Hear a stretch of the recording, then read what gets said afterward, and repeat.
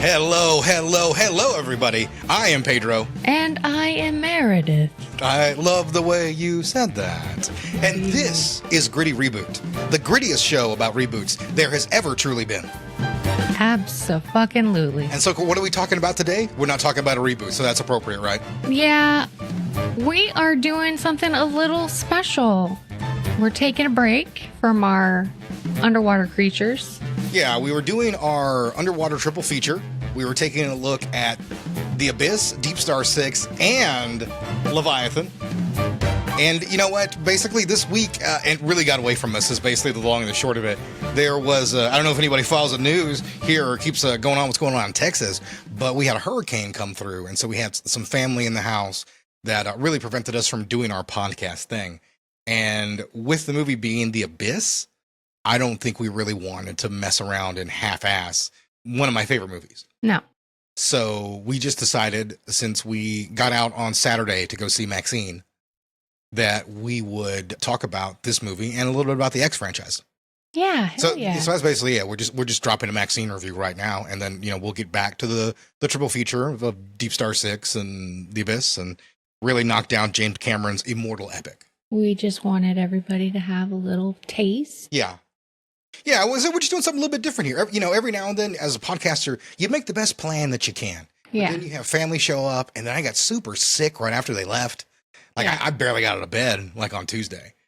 So, it was completely shot. So here we are. This is really the 11th hour for us to record, the show.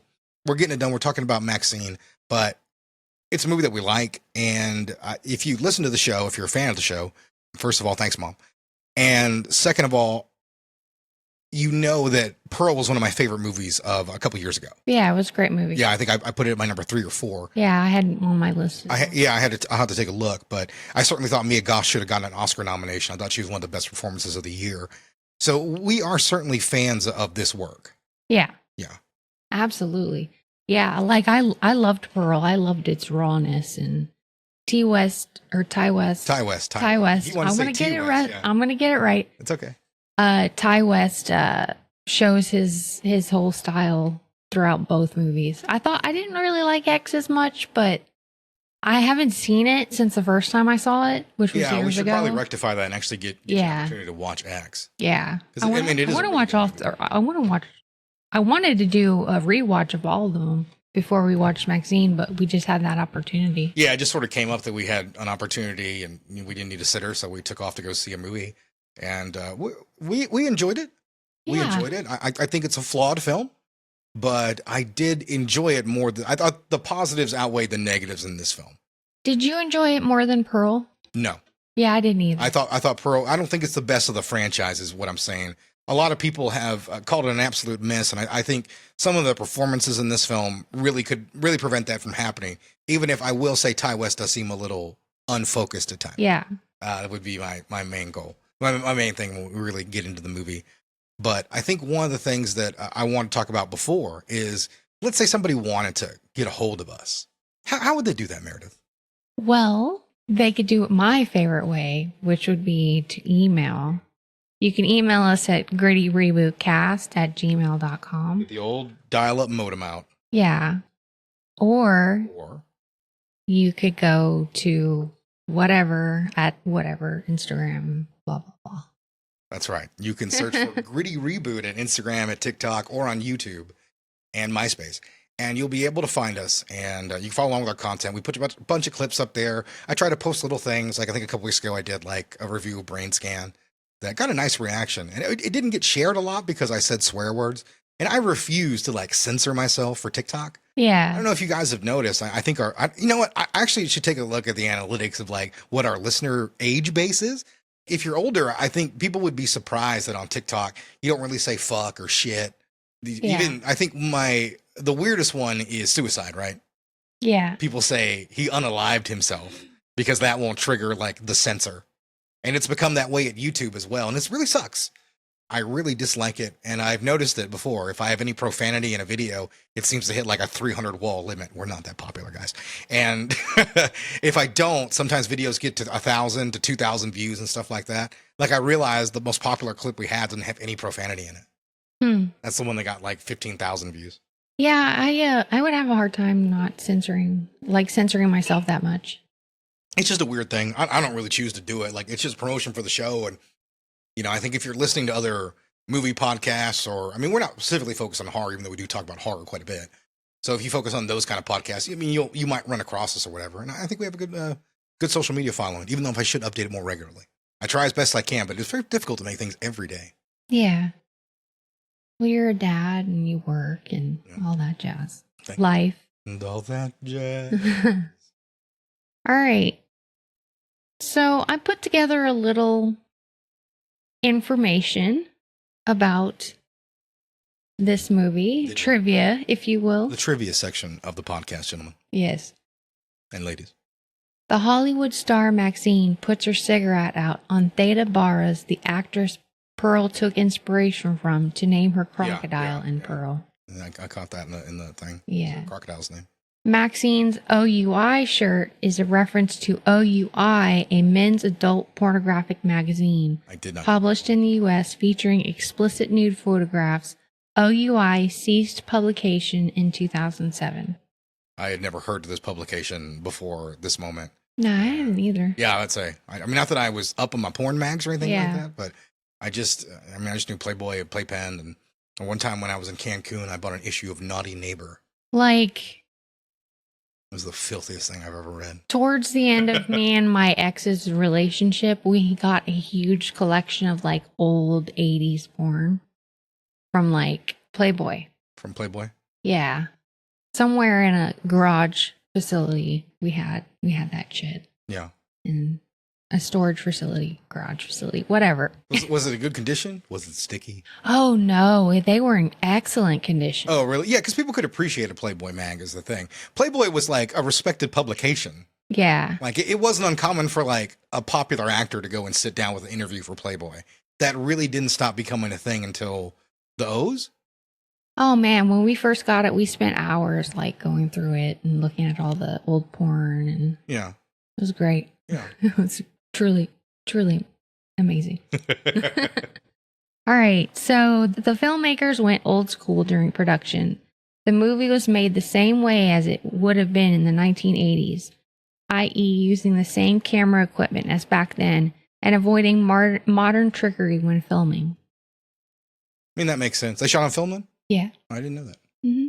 My favorite. The movie looks gorgeous. I will say that. Yeah. That is one thing I'll get right off the bat. The movie looks absolutely stunning. Yeah.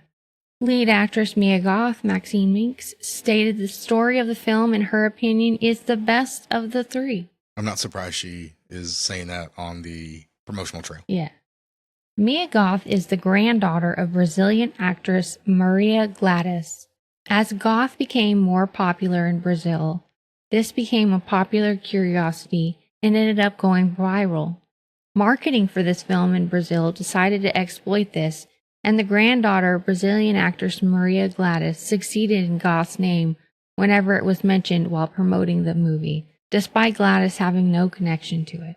That was a very interesting fact. I was completely unaware of that. That was something I did not know in the least. Mm-hmm. Now I have to go get a picture of her. I had no idea she was Brazilian. No, I didn't. I didn't know that either. Yeah, I wouldn't have guessed. Yeah. Her accent's odd. Yeah. It's odd. Her version of a southern accent's really solid. It doesn't matter if it's not like accurate. It's still solid. Yeah. Kevin Spacey's accent in House of Cards. I know I shouldn't talk about Kevin Spacey, but like that's an accent that's not really real, but it's like butter coming out of his mouth. You know? Ugh. It's disgusting. I know, you just think about him just trying to convince a boy to come home with him. Yeah, ugh. Fuck Kevin Spacey is the point of this whole bit. Yeah. According to Mia Goth, she listened to 80s music such as Blondie to immerse herself into the setting of the movie. But it did not give her the energy that she needed. Instead, she listened to hip-hop artists such as Kendrick Lamar, J. Cole, and Eminem to give her more confidence. Which I like all three of those.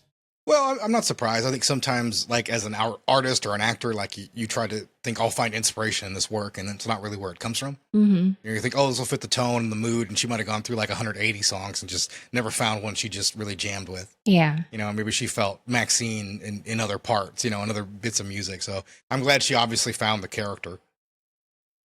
Yeah, you have to do whatever you got to do as an actress, I Yeah. imagine. I mean, I don't know anything about acting, but I assume. Yeah. So, after Maxine finishes her audition at the beginning of the film and sees all the other actresses waiting in line, there's a sign that reads X Factor, something mentioned in Pearl and X as a special quality sought for in an actress. No. So that's how one of the reasons they're linked. There's other reasons, but I didn't find them very interesting. It's okay. Yeah, it was way too specific. There's looser reasons for trilogies than X. It's fine. Mia Goth is the thing that connects them all together. Yeah. It's weird to think Jenna Ortega was in the first one just before she became a star. Yeah. Like right before that happened, which I think helped the movie out. During the opening flashback scene, while dancing for her father, Maxine is doing a portion of the same dance that Pearl performed in Audition in Pearl. Oh, I didn't catch that. Yeah. Interesting. And that's all, folks. That's all the facts you have? Those are good facts. Yeah. For a movie that just came out, that was actually pretty good stuff. Yeah. Because, you're not going to get the real behind-the-scenes stuff until, like, the DVD. Pardon me, Who are you? Yeah. What century are you in? Well, they do still make I guarantee you there will be a DVD version of Maxine. You think so? Yes, there will be a DVD, Blu-ray, 4K, because it's a new movie. Sony is still pressing those. So, well, I don't know. Redbox just went out of business, so eventually that'll come to an end. But there still is a market for DVD from what I understand, even though it is dwindling. Huh. Well, that's good. You got to keep that shit alive. Yeah, it's surprising. I mean, I go to the store and I see DVDs. Yeah. There was a DVD of Ghostbuster the other day, so I was like, somebody's buying them. Yeah. And they just doesn't care. By the way, it's not that they look like shit. I mean, they're just low resolution. Yeah. They're low. We for this show, we have to watch DVDs quite a bit because sometimes it's just tough to find movies. Mm-hmm. And sometimes the only copy I have is either I got one from a friend and ripped it a long time ago. I know, scandal. Or like I bought the DVD 20 years ago, ripped it, and that's the only one that we have. Like, I know something we did that with was of low quality. Oh, The Fog. The Fog. I never had upgraded to the 4K Blu-ray or even the regular Blu-ray. I just never got around to it. So that was the old ass DVD. So it's still there. Cool. A24 presents the follow-up to a film that possessed a nation. The Puritan 2. Cut! The blood's wrong. Molly Bennett, meet Maxine Minx. Pleased to meet you. So I know we're playing the Maxine trailer right now, but I have to ask you straight up. If you were going to rank these three movies, where are you putting them? Whatever happens, show business. Pearl number 1. Pearl number 1. Again. Maxine number 2.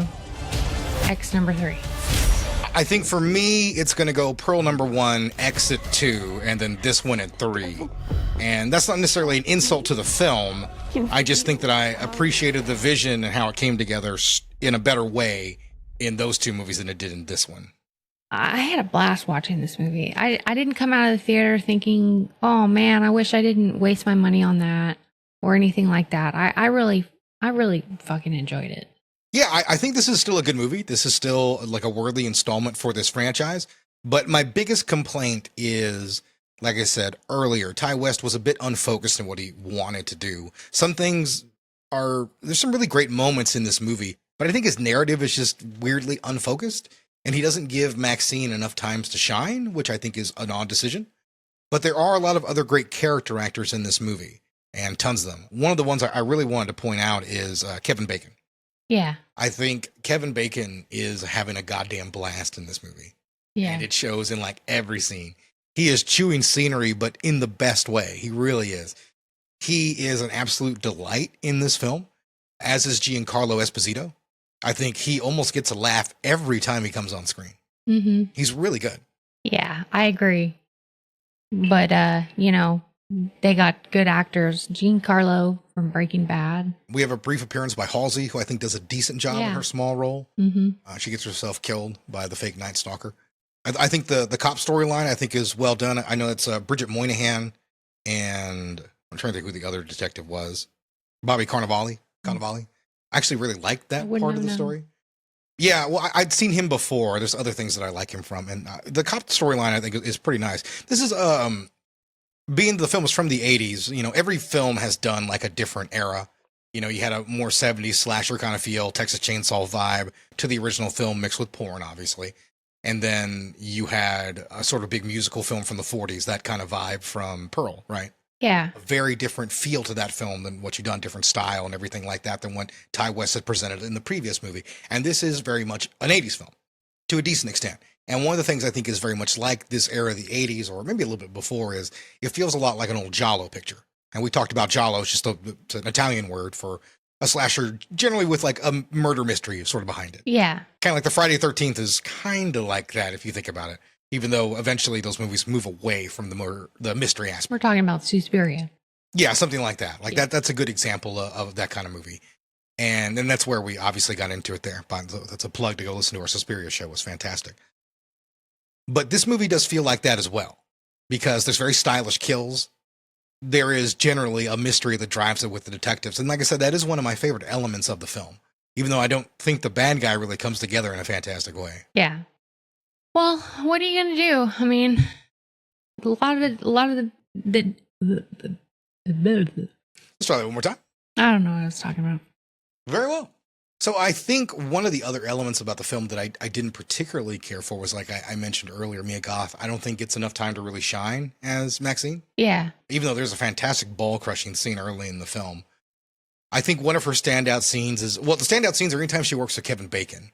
Especially when they have dinner in the midway point of the film. And he tells her, you know, he knows about who she is and everything like that. And his client is coming and stuff like that. And it really throws MaXXXine into a high stress mode. Yeah. And it's fun to see her in that way. Yeah. And I feel like the movie didn't take the time to put her in enough extreme circumstances that mattered. Well, I don't think she really expected her dad to come back No. and haunt her like this. That's very true. I don't think anybody expected that who had No. seen the other. I don't remember her talking about, well, my father was an evil preacher in the first movie. She might have said that. I don't recall. No. You know, I need to go back and watch X, even though I did rank it above this movie. Yeah, that's what I'm saying. Like, I need to go back and watch those movies, see how they're actually linked, because if it is linked, it's loose. Yeah. In my opinion. Yeah, I mean, it's a pretty, the connection's Mia Goth from what I, Yeah. that's what I got. The connection's Mia Goth. Yeah. What, is there an element of the film that you didn't care for? It did sometimes lack direction. You'd have scenes where you would have, like, Mia Goth acting like a badass. Mm-hmm. And then you would have other scenes where, you know, it's not really focused on her. So there wasn't really a clear direction as far as what the movie was trying to get across. Yeah, I think that's one of the elements that I've obviously talked about and really have kind of harped on as well. I think that's the one point. I think they made this movie pretty quickly. Yeah. I think Ty West could have really benefited from like one more round with the screen. Yeah. To kind of tighten a few things up. Exactly. Because I think the whole sequence with the Psycho House, what was the point of that? Yeah. Like, she just runs around and eventually she runs the security and they take care of Kevin Bacon. Yeah. And I remember when that was over, I was like, that wasn't a great scene and that was kind of pointless. And like, that is something I think the movie does a couple of times. And that's what I just wanted to mention, that one right there that sticks out of my head without, you know, getting too deep into spoilers. I mean, you guys, if you haven't guessed, you probably should have watched the movie. But we are not spoiling everything. Well, we're spoiling everything. You already said who the killer was. Oh shit. Yeah, so we're spoiling everything. Yeah. I'm gonna go sorry, back and add a guys. spoiler warning before the show. When Big I tie all time. this together. Yeah. So my bad. Yeah, I think it's one of those things to where, like, that scene just doesn't add to much, and like it's something to do with MaXXXine. And I was like, you shouldn't be finding things to do with MaXXXine. She needs to be doing really fun, interesting things, and that's where I thought the movie didn't excel. Yeah. And why I put it almost behind the other films. Because I think those movies' vision, like I said, comes together in a much stronger way. Certainly Pearl does. And then an opposite, like, I like scenes where she's talking to the Scream Queen, the B-movie Scream Queen, in her actress trailer. Lily Collins. Yeah, and she gives her some advice. Lily Collins has a really Yeah. nice performance in a small role. Yeah, I like that interaction. Mhm. So it had good moments like that. It had moments where MaXXXine is being a badass, like I talked about, and being her badass self, basically. Yeah, Elizabeth Debicki as the director, I think, was another nice addition. And she sort of moves the plot forward in a very... Your sexy giraffe. That's right, a sexy giraffe. That's Yeah. right. She's 6'8", 100 feet tall. She is. No, I mean she's really good. Yeah. I like the idea of her being this avant-garde slasher director in the 80s, when that could be a thing that might have existed. Yeah. It's a fun idea, and I would love to see the real film that is. What was it, The Pilgrim? Is that what it was, or something like that? Yeah, I'm curious what that actual movie could have been. Yeah, The Pilgrim. I forgot about that. Yeah, no, I mean, like I said, that's a solid point in that film. You know, I love all the stuff they do in the movie world. One of my favorite scenes in this film is the head cast. Oh, yeah. Yeah, the head cast where she's sort of having a flashback to everything that's occurred, and she feels like there's something in the room coming at her. Yeah, and that's all it is. It's this panic attack, and Mia Goth sells it perfectly, and having all that giant shit on her head. That goo. Yeah, where you can't necessarily breathe is a particularly terrifying thing. Yeah, how does she breathe in that shit? Yeah, you just usually get like straws poked up your nose. That's really, really tough work, by the way, getting yourself put in that kind of makeup. Especially if you're not really used to that, you can find yourself in real trouble. Yeah, I can imagine. You'd have to have a little practice, I guess, with some plaster. Well, I've talked about this in the past, that Jim Carrey, he had to have a Navy SEAL who dealt with torture help him deal with the makeup on The Grinch. And it lets you know that how it really bothers some people. Yeah. He never should have taken that part. It wasn't a great movie. I know some people love it, but I don't. What are you going to do? We'll cover it at Christmas. Yep. Oh, God. You're not looking forward to covering The Grinch? No. So on a numerical scale, what are you going to give MaXXXine? I give it a 7. You give it a 7? Yeah. I think I'll say a 6. I think I liked it just a little bit less than you did, but I still very much enjoyed this film. Yeah, I had a blast. Yeah, I think if you enjoy the other 2 movies in this series, you'll probably enjoy this film. Most likely. I'm sure you'll find some things to nitpick in it like we did, but you will certainly find things to really appreciate here. I think if you like giallo films, I think you like 80s movies, I think you'll appreciate some of the things that are going on here as well. But as I've said before, my main issue, I think, is probably with that ending. Yeah. Some of the actions in it are nice, and there's some great gore in it, but I think emotionally it's pretty unsatisfying, unlike the ending of X, which is the opposite. Yeah. And I think this movie ends on a bit of a limp note. I wish that was just a bit better. And even when we get done with the finale and she's just shooting the movie and everything's great and she's famous, I'm glad MaXXXine gets sort of a happy ending. Yeah, me too. I like the ending. Yeah, in that sense. Yeah, I appreciate that. But, maybe a darker one could have been more impactful or emotional. And your emotions won't lie to you during a movie is something that Roger Ebert said. I might have butchered that. But I think that's my main complaint about Pearl, is I never really felt it or anything like that.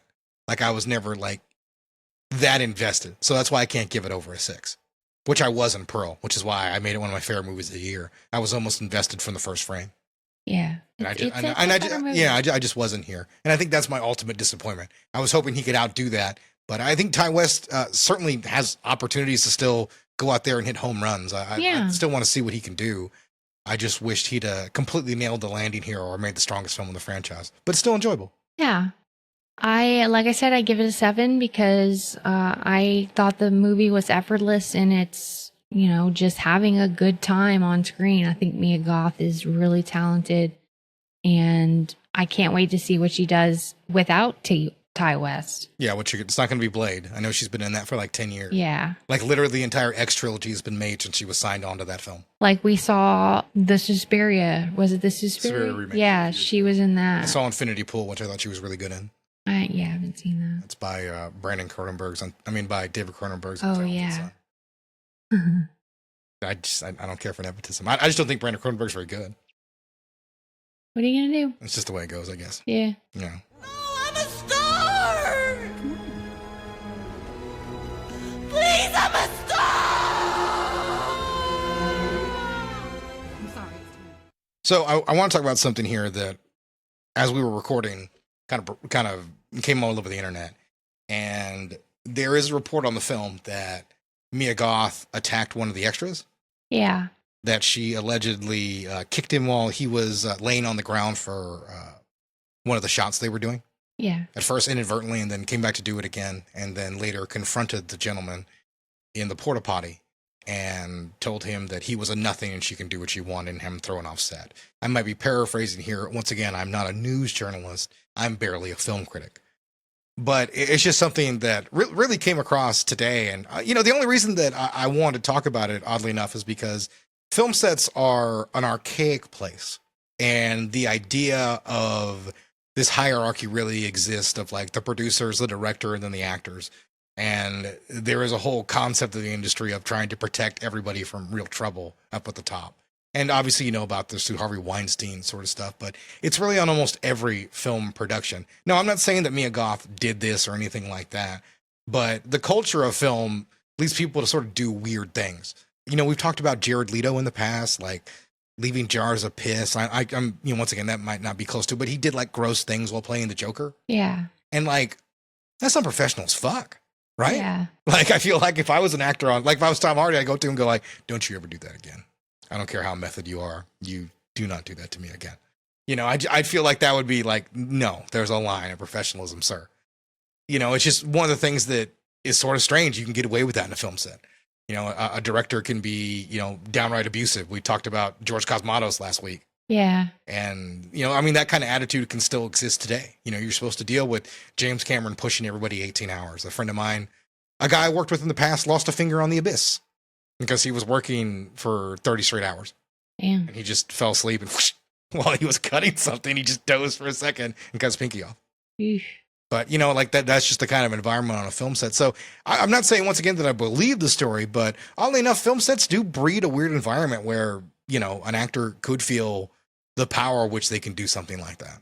Well, if it's true, it sucks. It does suck. I like her a lot, and I don't want to dislike her. These are just allegations at this point, but it is something we wanted to talk about since it sort of just came up while we were going to cover the movie.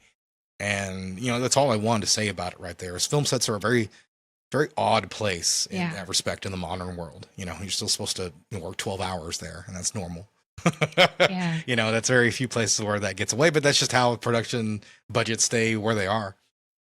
And sometimes weird things like that can occur.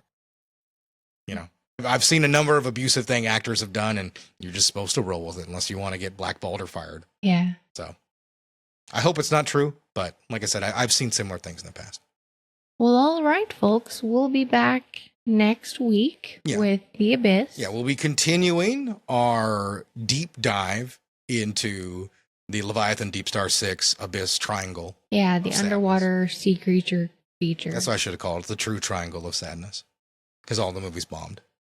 We're going to be doing our normal thing, getting back to our regular schedule now that we're settled back into a groove again. People are out of the house. It's nice again. I'm not feeling sick.